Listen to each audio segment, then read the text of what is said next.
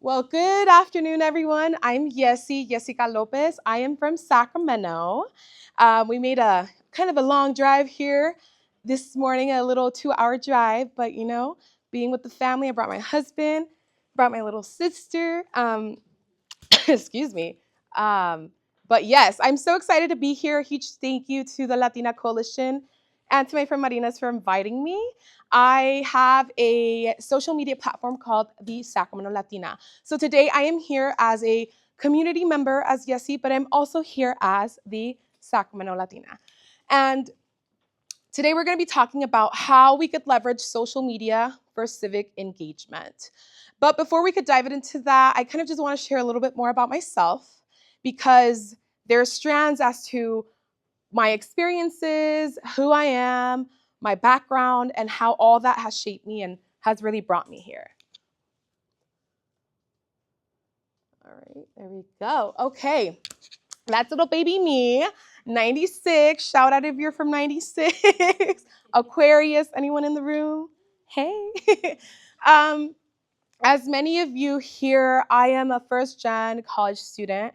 I am also the eldest of 4 siblings, and being the eldest daughter is a struggle within itself. And I see some of y'all shaking your heads because you know that struggle. I went to UCSB for my undergraduate career, and I double majored in political science and Chicano studies. Why did I choose those majors? I wanted to better understand the Latino community in the United States and dive into why it is that we have some of the struggles that we have, some of the socioeconomic struggles, some of the social struggles that to this day we continue to face. And I wanted to learn a little bit more about us, like Latinos in the United States. It's a huge population, and we're on our road to be the majority. So those two kind of paired hand in hand in helping me understand our place as Latinas, as Latinos in the United States, and how politics shape us, and how both really could collide and coexist at the same time. I decided to take a 5th year to study abroad at UNAM in La Ciudad de Mexico. I did that because, again, I wanted to connect with my roots, with my heritage. But to my surprise, my family, they're Mexican immigrants from Jalisco, Mexico. And I had never been to any other state outside of Jalisco. And if you've traveled to Mexico, you know that states are like their own countries. So being in Ciudad de Mexico was nothing like what I knew Mexico was. It was honestly a bottle of surprises in the best way. So I did take the time to travel and visit other states in Mexico, and I discovered that there's just so much to learn. And los Mexicanos, we're so much alike, but we're very different. Every state has different traditions, different customs, different vestimenta, different food. The cuisine everywhere is it's delicious, but it's different. So after all that, I came back. I always knew I wanted to come back to my hometown of Sacramento. I wanted to come back and create impact in my community as a Latina, as a first-gen college student, and honestly, as a few of the people that went to college from my high school. I went to a very underrepresented, underserved high school in South Sacramento. So I wanted to bring everything I've learned back to my hometown and see what there was to do. What could we do to uplift la comunidad and create some change and create some impact? So I did that. But as many of you may or may not know, once you leave college and you leave your friends and you leave your safe spaces and your on-campus organizations and you come back home, it's a shock because suddenly you're faced with feeling lonely. Your parents are not going to understand you as a first-gen college student. Some of your peers from high school are not going to understand you either. There's just different challenges that you face, especially as a Latina. So I felt very lonely and very lost for many years. I let some years pass before I decided what to do with my sentimientos of what I wanted to do with everything I've learned and what I was passionate about. Fast track to 5 years later, in 2025 of last year, my family, myself, my husband, we found ourselves in a very unstable, chaotic state because of the political administration that took office. And we didn't know what to do with our feelings. We felt angry, we felt sad, we felt disrupted, we felt unsafe. And I remember during that time, there was a march being programmed, the pro-immigrant march that was being programmed in Sacramento, and we said, you know what, let's do something. Let's get out this house. Let's go, movernos. Thank you. Yeah, I was gonna ask for water. I'm like, let me get a little bit of a thirst quench here. So we decided to take it to the streets, and my husband and I nos fuimos a marchar. But I thought, you know what? It'd be cool to capture what people thought out in the streets. Why are people showing up? We saw there were people from all ages, from all backgrounds, all ethnicities. We took a camera, I took a mic, and I literally went to the street and I was like, why are you here? What is moving you? What is lacking in our community? And I loved it. I loved it because it gave me a sense of community. It gave me a sense that I wasn't alone, that all these people out here showing up in Sacramento were feeling the same way, that we all wanted to do something with our feelings, and we were out here marching. And I posted that to social media and got some good feedback in the sense that a lot of people felt the same way. They didn't know what to do with their sentiments. They felt attacked. They felt lost. Their families felt hopeless. And I said, you know what? This is what we need to be showing more of on social media. Ya basta of the lazy night, just going through your feed, just really sin interés just because it's a habit. It's time to kind of change the social media frontier and start outputting content that will create an impact among our Latinx community and will create some type of call to action. And to let la comunidad know that they're not the only people feeling the same way as they are back home. And with that, I decided to create the Sacramento Latina, which we're gonna dive into a little bit more in a few more slides. But besides the Sacramento Latina, which started in 2025, January 2025, simultaneously, I don't know what was going on. I was going through probably a young midlife crisis, and I decided to start a business. I started a backdrop business called Viva la Vida Designs and Rentals. So I'm also a small business owner and a creative, and I just feel like it's important to exert that creativity. You need to practice it. And it's important to connect back to like your youthful sort of energy. And I thought, fiestas, like the Latinx community loves making fiestas. I'm good at decorating. I was a family decorator for many years. I was like, let's make some money out of this. So I did, and that's going great. It's taking off beautifully. I focus a lot on Latinidad, on like Talavera aesthetic, on Cielito Lindo themes, and that's really what my brand in Sacramento is known for. So people that kind of want that kind of decor, they come to me, or people send them my way because that's kind of what I've specialized in. Aside from that, I consider myself a community advocate, and I am a legal professional. I have been in the legal field since I graduated from college as in my capacity as a paralegal/legal assistant. I started in immigration law because immigrant rights are just very close and dear to me, being a daughter of Mexican immigrant parents. Soon after that, though, I wanted to expand sort of my expertise in the field, and I just kind of went through different fields. Currently, I'm in business litigation, and I will say it feels lonely, very lonely.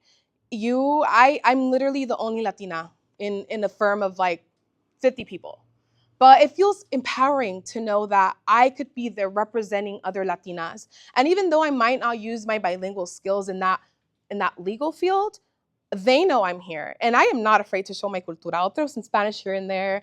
Whenever holidays come around, I'll bring comida, and luckily and thankfully, I work with a group of attorneys that are very progressive, and they appreciate the Latinidad and the Latinx culture. So that's a little bit about me, but I want to dive into why I am here, bringing it back to how we could leverage social media for civic engagement and how you could show up as an advocate on social media. So, not to make it too, okay, so I want to touch on this real quick. How many of you feel like social media is a platform for you to just kind of de-stress, decompress, go on there and just scroll for fun?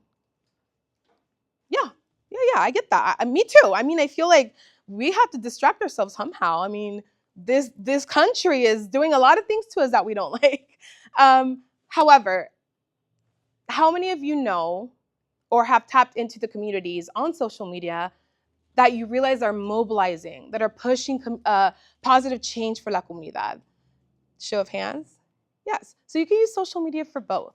But I want to persuade you and motivate you to do more of the later, to utilize social media as a way to lead instead of just mindlessly scrolling. Again, there's nothing wrong with that. We all need a little bit of a decompression and to debrief, right? Just to deal with the daily stress of life.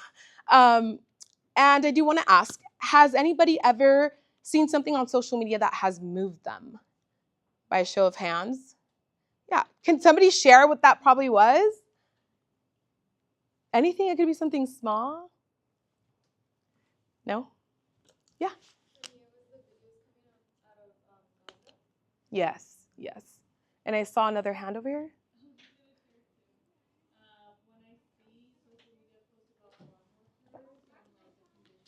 Yeah.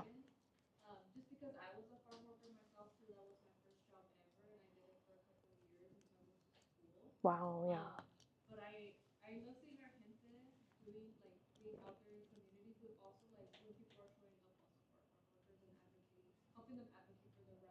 Yes, yes, yes. And Marina's, I commend you for that. I didn't know that about you, so I just learned something about you. We're going to talk about the farm workers' rights later down in the slides as well.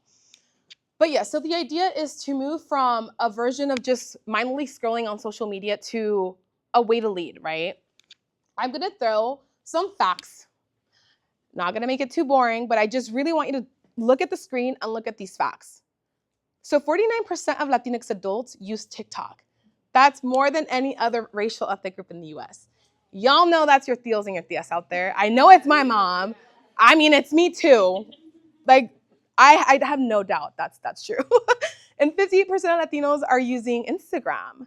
My dad doesn't have one because mi mamá no lo deja, but he probably would if he could.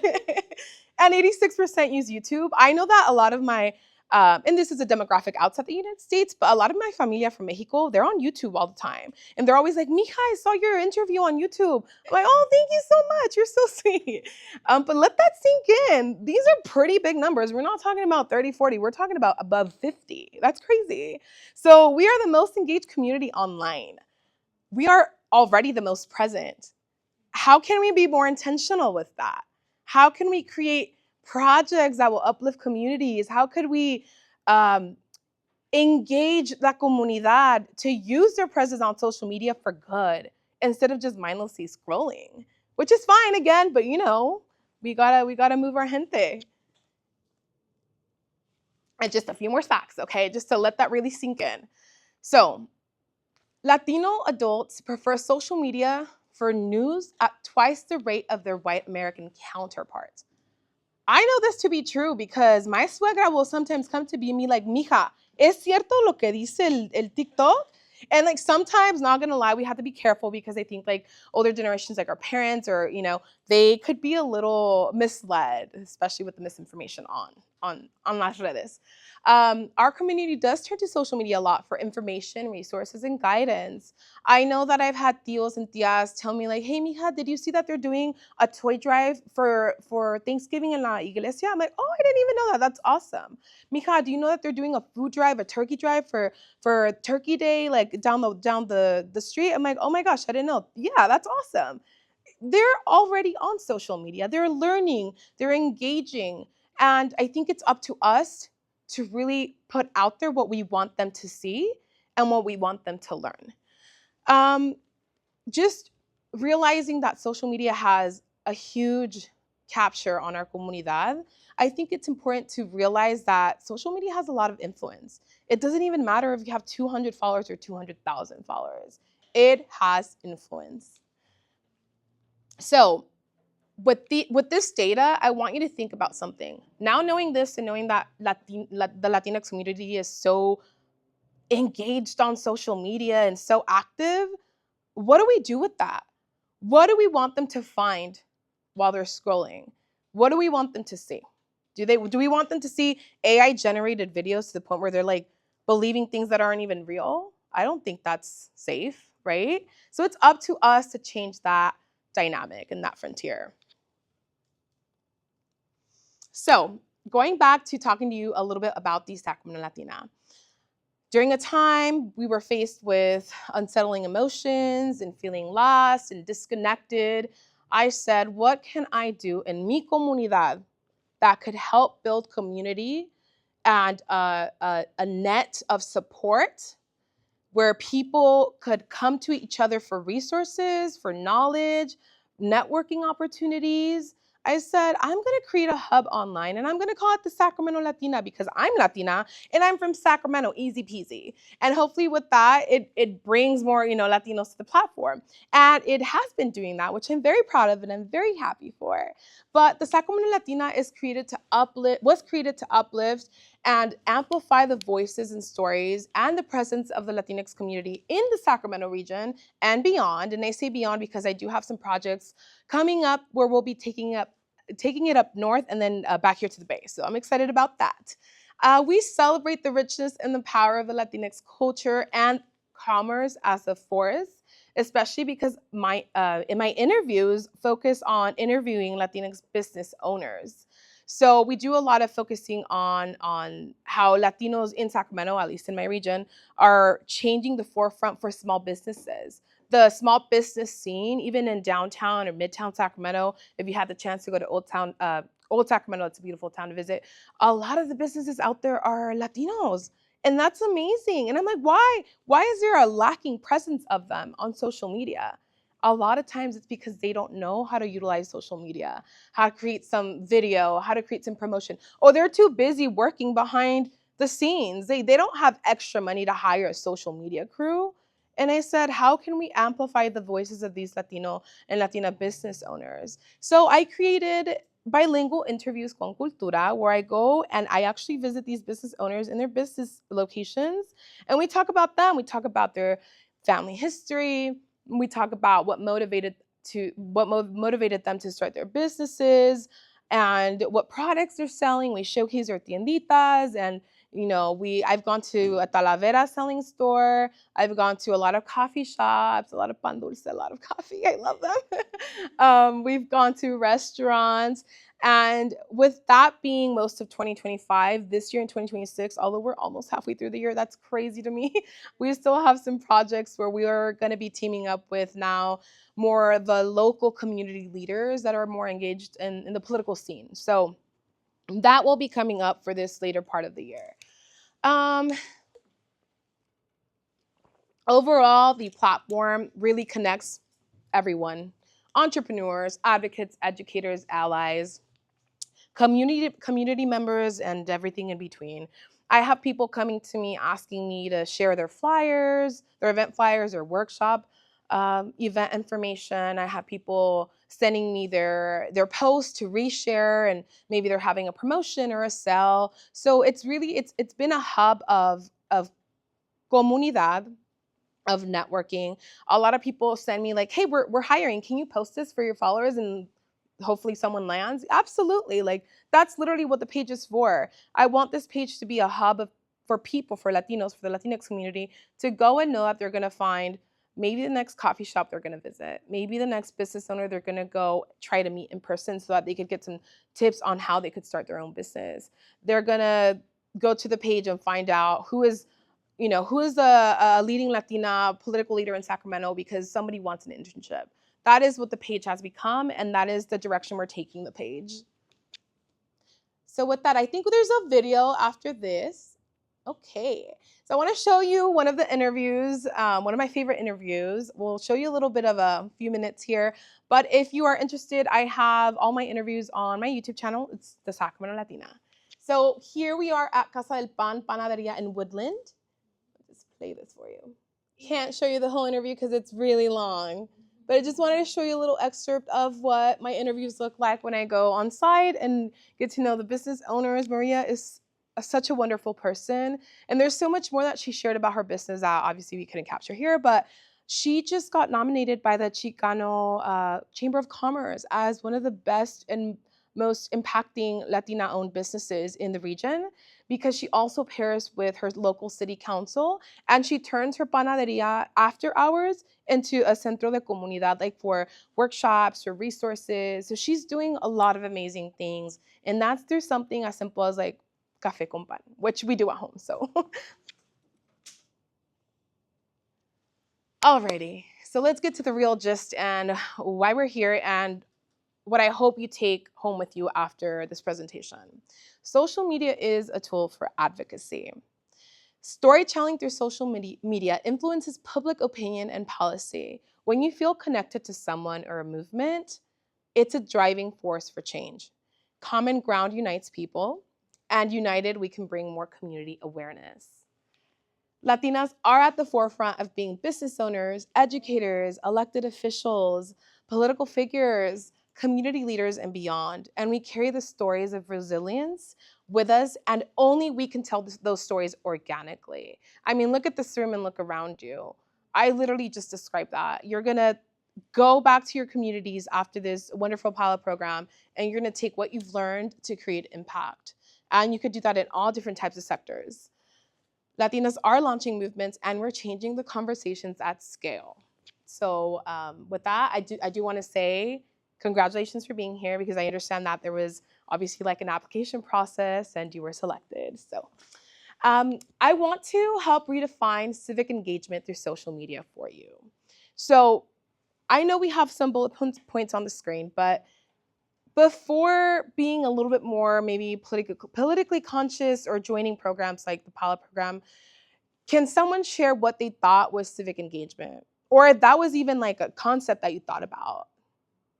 I know I kind of didn't think about civic engagement until probably after college, and even probably many years after that. I think that it's not until our communities start feeling affected with certain policies, certain community changes, certain impacts at the county level, at the state level, that people start creating conscience about wait a minute, what's going on? What's going on in the White House? What's going on at the Capitol? Why am I being affected?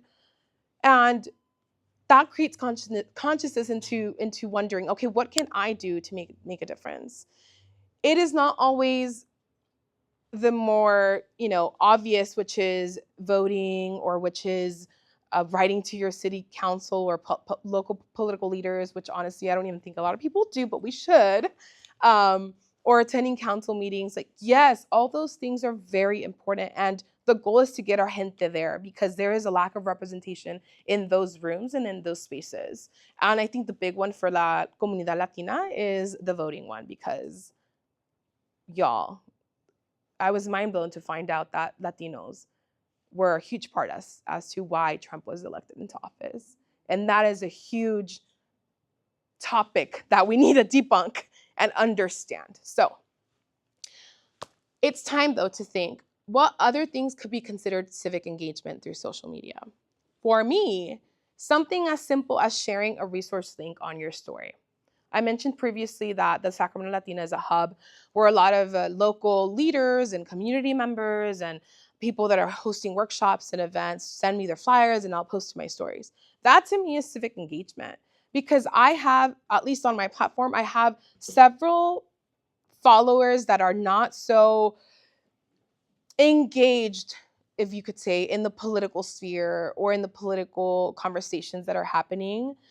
So for me, if I could share something that's, political on my story, my goal and hope is that those people that aren't really politically inclined are learning something, even if it's through a story. It's something as simple as that, because people are on Instagram or social media all the time. They're already looking at things. Might as well give them something good to look at, something impacting, something important. The other one being is going live. And now I will say that is a scary one. In fact, I had not gone live to this day on my social media platforms. My goal was to go live today, but we had some connectivity issues, so that's okay. We'll do it another time. But going live just gives an opportunity for you and your viewers to connect, because you're being real and you're being raw, and you're not scripted. You are just talking from the heart. And when you have something important to share with your community, I think that's a really good method to do it. And it raises civic engagement. Because again, like on one of the previous slides, when people feel connected to you, that's when you could drive change. Another way is by amplifying voices that aren't being heard. And I want to take it back to Marina's and her experience as being a farm worker herself, but also being passionate about farm worker rights. I follow various farm worker right pages on social media. And we all know that community is very vulnerable, because a lot of them are undocumented or they're mixed status families, and you can't so freely just publicate their lives and their names on social media.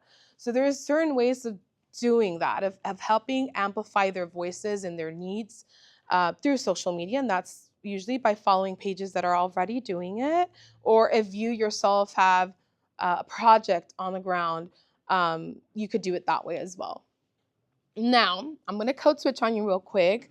The other one is creando contenido en español. Es importante no dejar atrás la comunidad hispanohablante, porque esta comunidad está muy activa en las redes sociales. Acabamos de ver las estadísticas, que son más del 80% que están recibiendo noticias, información, todo tipo de cosas en todas las redes sociales. Entonces, ¿por qué nos estamos olvidando de esa comunidad?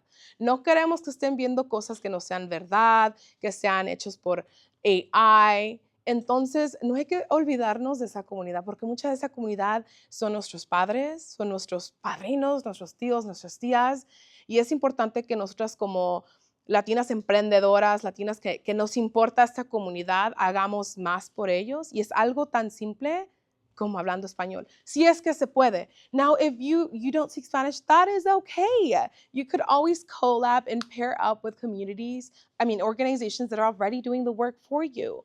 A lot of times we overwhelm ourselves with feeling like we have to be the ones to create something huge. We have to be the ones to create something from scratch in the bottom, and that's not true. There are so many people and so many Latinas that came before us that already hit the ground running and have created these pillars and organizations and have paved the pathway for us. Reach out to them, pair up with them, collab. They're waiting for us. They really are. And again, huge shout out to Latina Coalition for doing that groundwork as well, and the Apollo program. And another way to create civic engagement, it's, yes, having to do with social media, but the truth of the matter is learning how we could take that civic engagement and what motivates people online, and how can you take that offline? People are so consumed with social media, and you know what? It could be a little hypocritical of me to say that, but the truth and the end of the matter is that bonding in real life, just as we're doing right now, being in the presence of other women, of other community leaders, that does something to you. It shifts your energy. It shifts your emociones. Seeing people in real life doing the work alongside you, it does something to you. So how can we take civic engagement from social media to the real world, right? And that's where you're going to reach out to a lot of your local organizations, your community centers, your possibly the iglesias. Iglesias do a lot of work with the community. See how you could support them. Is it sharing information on a fundraiser? Is it showing up and volunteering? Is it being a liaison between the church organization and maybe a local city council member?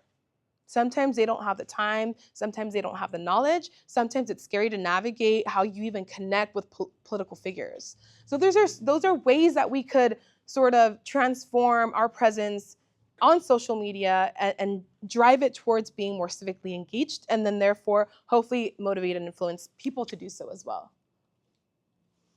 Take a look at this screen. This is sort of a little cheat sheet for you. And my goal for you is that after this presentation's over, that you choose one of these platforms. If you already have one, great. If you don't, choose one and run with it. TikTok is known. So these are ways where you could utilize these platforms at their fullest potential for gaining civic power, right? TikTok is more of a rapid education, trend-driven awareness platform. Instagram is more for community building, resource sharing, storytelling, which is what I do through the Sacramento Latina. And that's honestly where I've created the biggest hub and the biggest traction, because I found out that's kind of my way of doing something with social media. YouTube, it's long form education, documentary style content. I understand that a lot of people don't have time to sit down behind the screen and watch a 30-minute interview that I did, but you know who does? My tios and tias. So there's a community for everything, right? Facebook, this is where people organize events, and this is where you really could reach the older community members. Again, my tios and tias, Facebook is how they find out that there's, toy drives and food drives and, money, asistencia de dinero being given out by the community. And last is WhatsApp. WhatsApp is low-key, not gonna lie, a little bit newer for me. Up until recently, I didn't realize that WhatsApp was really being used to mobilize people and create group messages, which is amazing. So definitely a good tool to have. Um, you already have in mind which one you're gonna choose? I hope. Actually, I'm just curious, by a show of hands, who has a TikTok here? Okay. Yeah, yeah. If you have an account under your email, it counts. It counts. What about Instagram? Okay, yeah, I see Instagram being utilized a little bit more. YouTube? Yeah. Oh, wow, I love that. Facebook? Everybody should have a Facebook. How do you connect with your tios and tias from, back home? And WhatsApp? Who's using WhatsApp now? Awesome. Me too, as of like 2 weeks ago. Okay, so I want to leave you with some real strategies that you could implement today after this program, if you can, if not Monday. Take it from your social media feed to real impact. How can you do this? These are certain ways, these are certain examples that you could choose and change in your own way, shape, and form and style and run with it. One of them being the most important for me and for everybody really is sharing voter registration links and information, because June 2nd is coming up. California primary elections are coming up, and we know that's going to be huge, and it's going to impact our Latino community in California. So what I started to do currently is I've started sharing candidate profiles, information. Another thing I really try to be careful on is what I'm sharing. Like, I need to make sure that that's not misinformation, and that it's not extremely biased. There are my non-negotiables, I will say, okay? And people know that I'm really like hardcore anti-Trump on social media, so they will not test me there. But there are other sort of pages and platforms that share honestly really valuable information, and it might not be your preferred news agency, but it's important information nonetheless. So sharing voter registration links, informations, that's really important. Again, through stories, even if it's just sending a flyer through messages to your friend. You could amplify local organizations doing the community work. So again, pair up or try and find out in your comunidades which organizations are doing the groundwork. Do they already have a social media presence?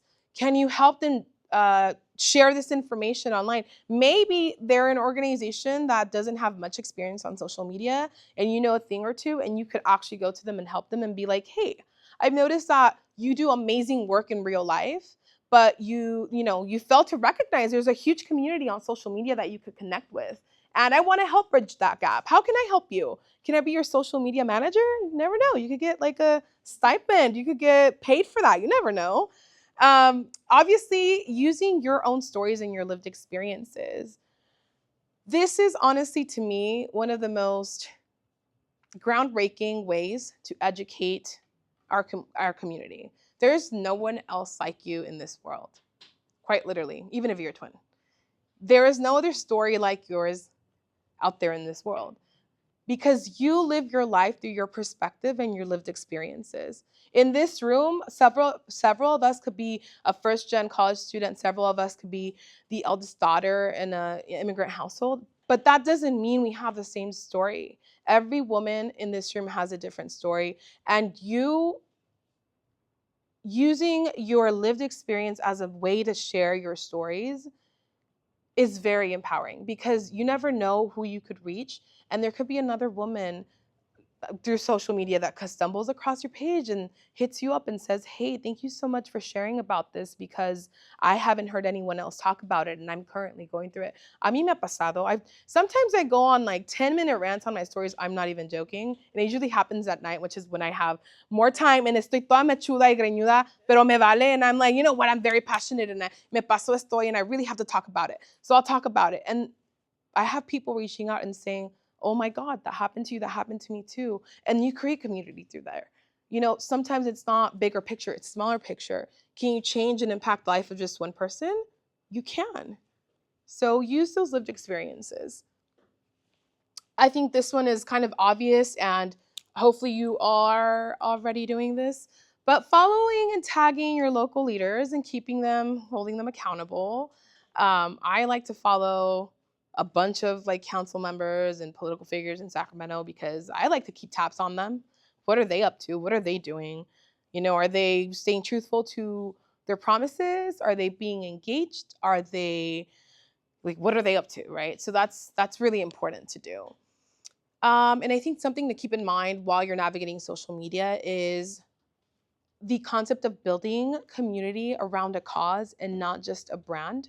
It could get really tricky. So even for me, the Sacramento Latina for me is the brand, right? And through the brand, I don't always have to make things so educational or so resource driven. Sometimes I do fun things. You'll see reels on my page where I go out to like have some wine or go to a concert. And that's fine. That's fair. We're all human beings that deserve to have fun and go out. But for me it's important to know where that boundaries between the Sacramento Latina as a brand, but Yesi as an individual, because at the end of the day, we're all human beings and we're not our brands. We're not companies, right?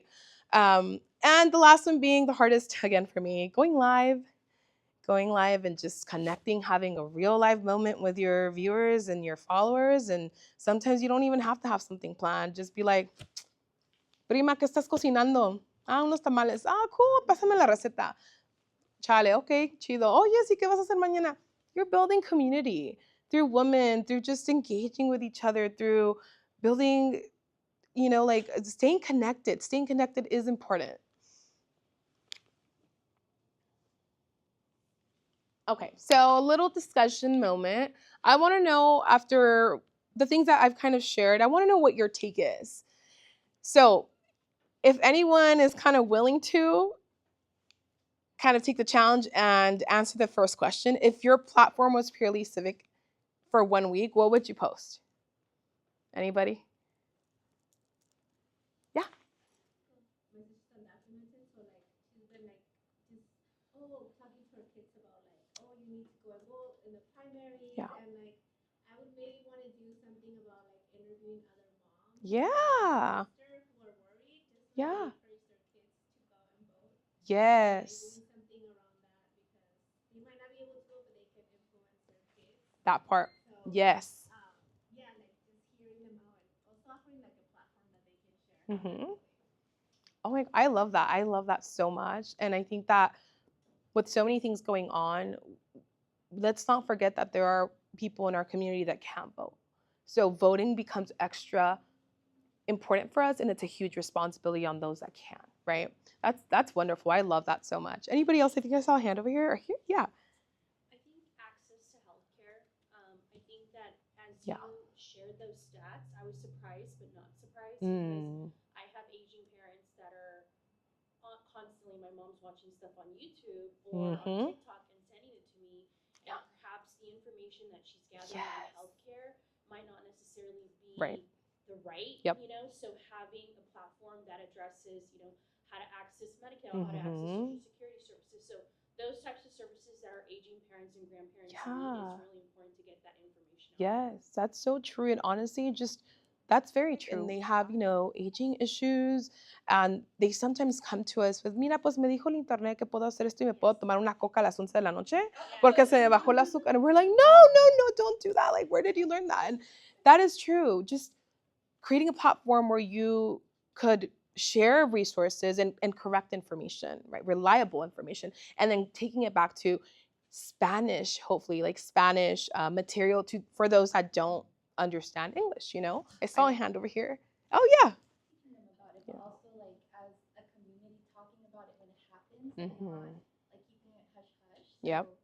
you got me thinking about that. Yeah. I feel like that's something that's super important in our community. Absolutely. Black education. Very important topic. And truthfully, if I'm like me pongo a pensar, I don't know a lot of pages or have come across a lot of pages that touch on that topic specifically for the Latinx community, for Latinas. That would be huge.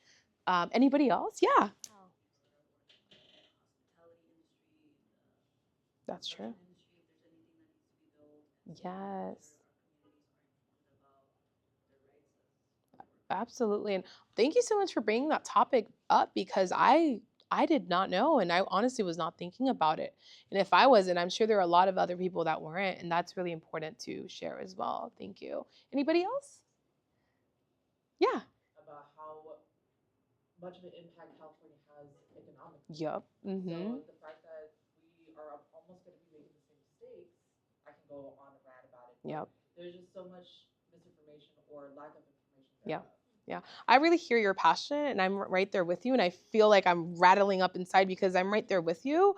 And it's just so unfortunate and disheartening to know that people in our age group are so disconnected and careless, truly careless.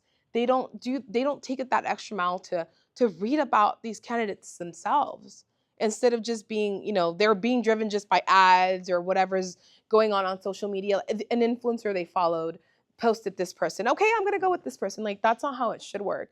And to the other point, people do forget the impact that California has, not only in our nation, but like worldwide. We're a worldwide economy. That's insane. Like, take that in for a second, right? And the capital is right here. The hub of politics is so close to us. Like, any of us, it's a close reach, and the pathway is there. So I encourage you, a lot of you to hopefully take a visit down to Sacramento. Hit me up and we'll take a cafecito somewhere. I don't want to.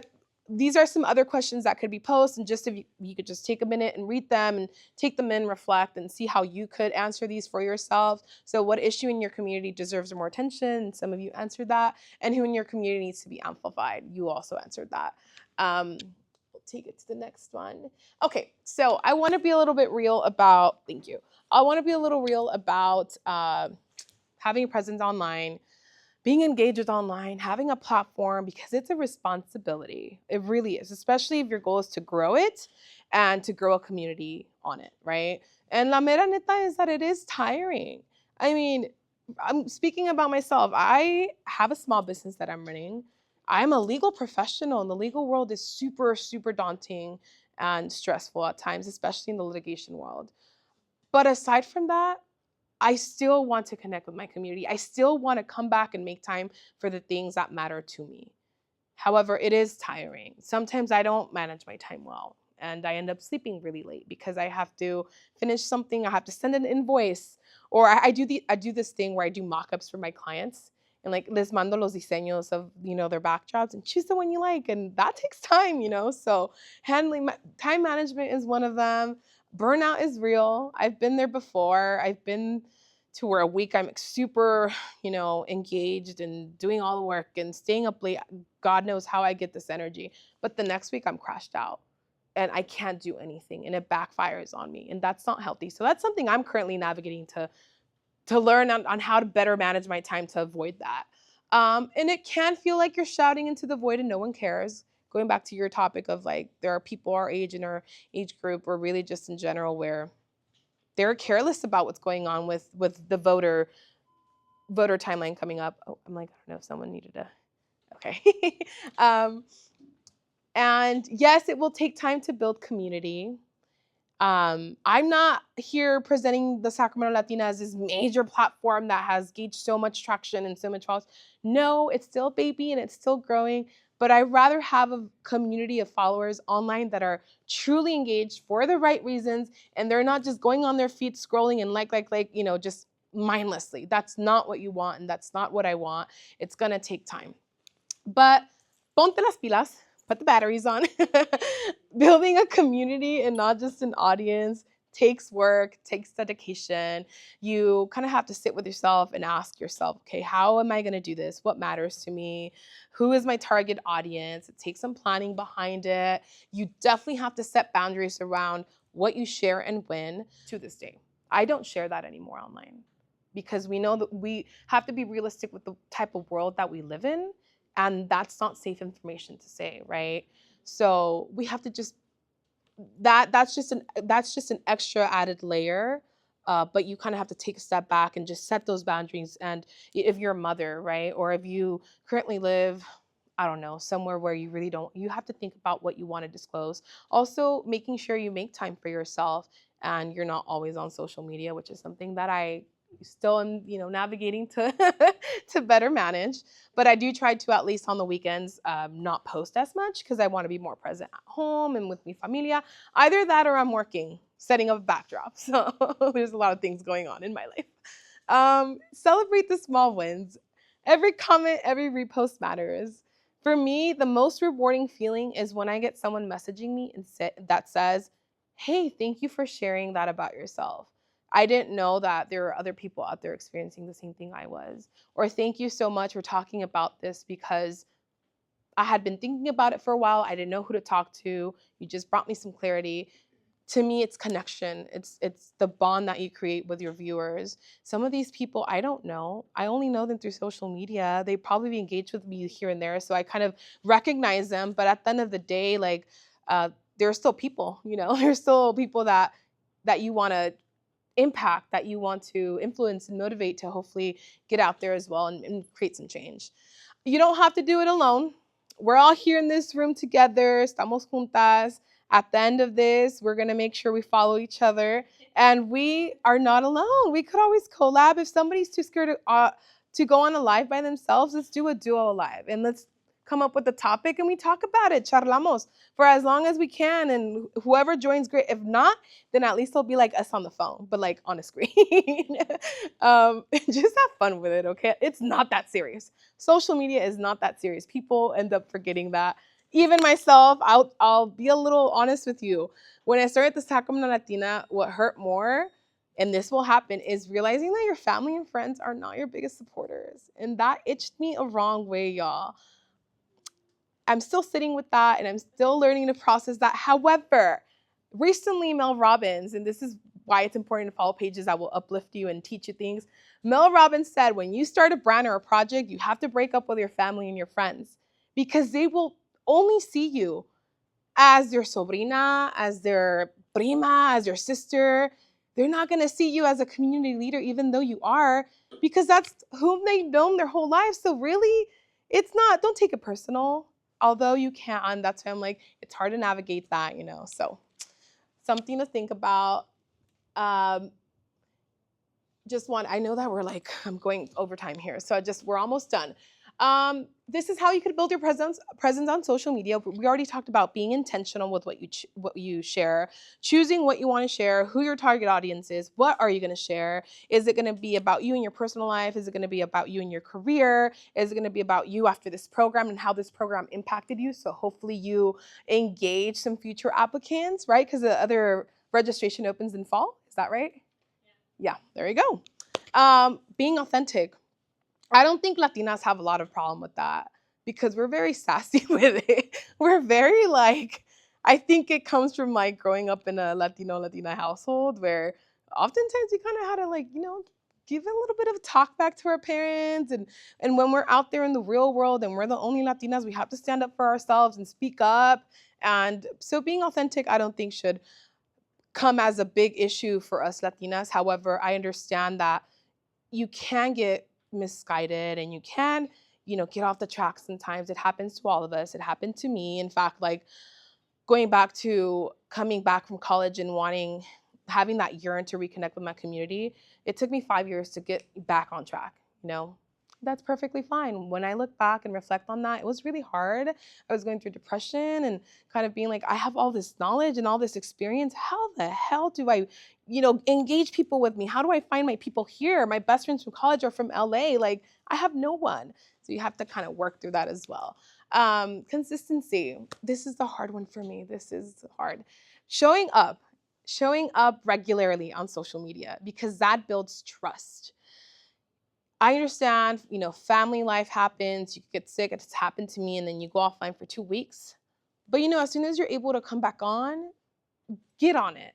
There was a time where I set myself a standard of posting, I think it was 2 reels and 3 posts every week, and I did it only for 2 weeks. But it gained traction. And I was like, okay, so it is true.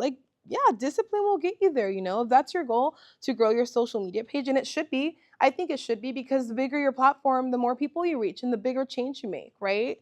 So these are a few ways of creating that presence on social media. And these are some ways that you could take practical power and practices with you outside this room. So before you leave today, I want you to commit to one of these. Write it down, take a picture, engrave it in your head. Motívense. Push yourselves. I will always say this. No one will be your biggest motivator but yourself. You have to believe in yourself. You have to be so sure of what you know, of your lived experiences, of your career, of the community you've built, because here you've built community. Maybe some of you have not known each other before this program, but now you do, and you've built this community, right? So choose one of these and roll with it. At the end of the day, I promise you this, no one cares how you look on social media. No one cares if you have a messy bun con ojeras. That's really when I go, como les dije, at night is really when I go on around my stories. It doesn't matter how you look, don't over fixate on like, what am I wearing? Oh my gosh, la cocina está sucia. I don't want to post that. Like at the end of the day, the message is what matters. Don't lose sight of what really matters. So, okay, hopefully you took one of these down or a picture memory. Okay, so I wanted to share this flyer with you, and this is my call to action to you. And this might be not necessarily pertaining to my presentation, but it is a way that I am utilizing my page to garner support for this fundraiser. I am also a mentor for the ELA program, the ELA program for the Latina Coalition, and my mentees are the farm worker equity cohort. And they are going to be supporting this event this Sunday. And their biggest goal right now is to raise funds. So they're conducting a fundraiser. So I'm gonna ask everybody very politely, take out your phone, please. Take a picture, and if you can, do me the great favor, and more than anything, do this group a huge favor of publishing it on your social media, your stories, or sending it to your friends. Whatever method you wanna share, it does not matter. But any sort of donation you make will make an impact. It's a drive for farm workers, and the goal is to, I believe, raise $2,000, and I think they've reached 500. And even though the event is this Sunday, the goal is the fundraiser will still be rolling. So please and thank you. And that's another thing. Don't be afraid to ask for things. That's something that I had to get comfortable with. Use your social media to ask for things. Sometimes I go on there and I'm like, hey, I'm looking for a business that's willing to sponsor this event, and we need manteles, chairs, and tables. We also need someone to come in with comida, and we also need a public speaker that's not, gonna charge me, something like that, right? Don't be afraid to ask for things. That's what social media is for, in my opinion. Like, use it for a good cause. I mean, you got crazy people doing crazy dances on there, selling their time, going live, pretending to be robots, and they're earning money. Nobody's going to judge you for asking for something that will do will create a positive impact. Thank you so much, everybody. I'll tell the cohort. I guess that's it. Oh, yes. Yeah. Would you please explain why you didn't say about LinkedIn? Yeah. LinkedIn. Yeah, of course. And that's such a good point to bring up. And I completely forgot about LinkedIn, but that's more of a biased take, and I'll tell you why. I personally have not learned to navigate LinkedIn well. So I feel like I'm not well versed or informed to talk about LinkedIn. I don't think it's my expertise or my domain. I do have my LinkedIn, it's up and running. I have my resume up and where I work and stuff like that. But I unfortunately have not crossed that threshold for myself. And I do understand there's a huge impact on LinkedIn as well. And that's another world. But truthfully, I'm not comfortable with talking about LinkedIn because I myself am not really experienced. But thank you for bringing that up. Can I actually, with a show of hands, who has LinkedIn here? Great. I'm glad. Yes. Everybody should have a LinkedIn. I have a LinkedIn, but I just need to be more active on it. And hopefully, Marinas, this is a note for the future. Maybe you could bring a LinkedIn expert next time, right? I think that'd be really helpful for the attendees and for myself as well.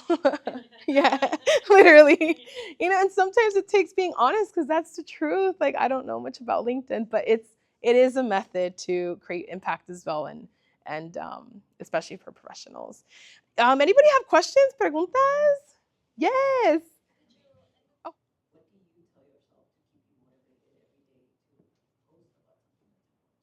That's a really good question.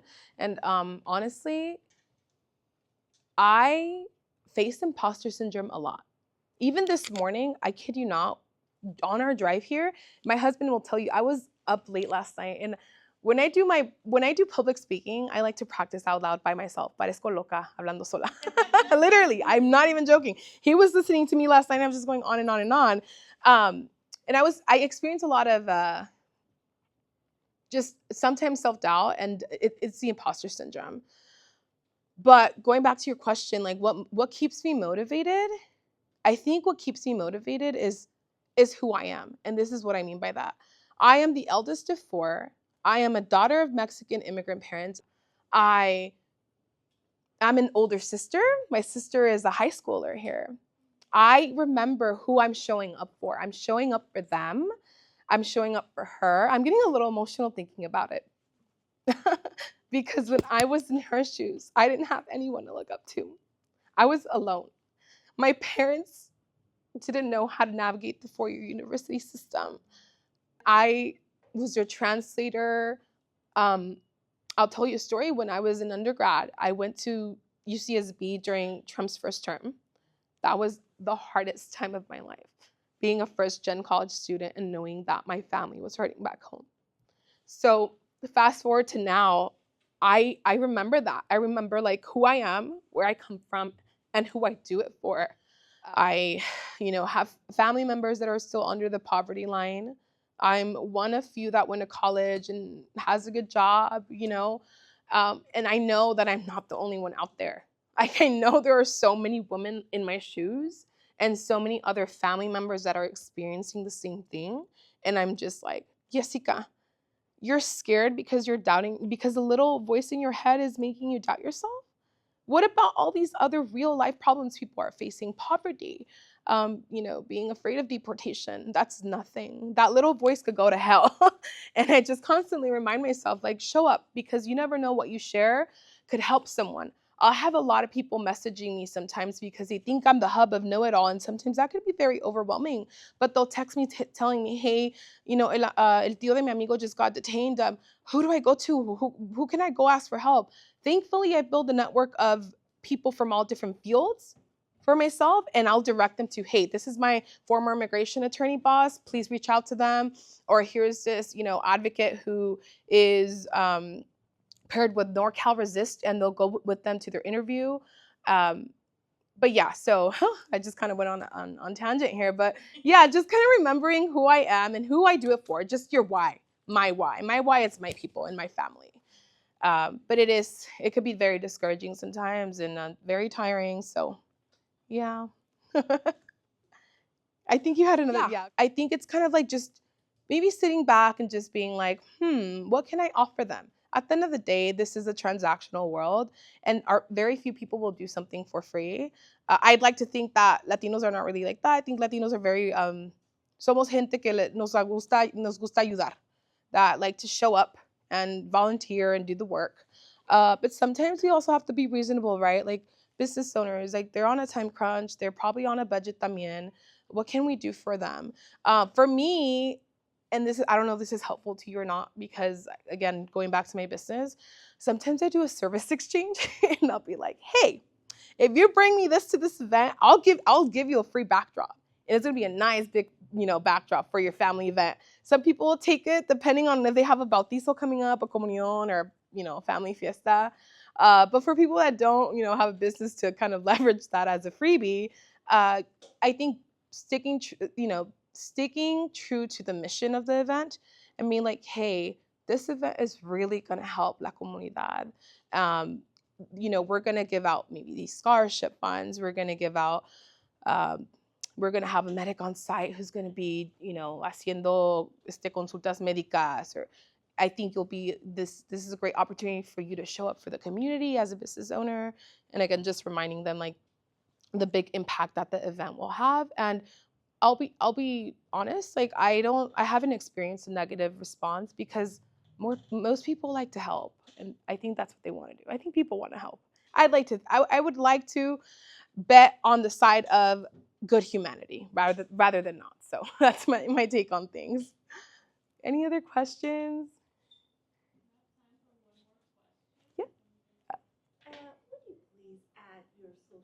Yes.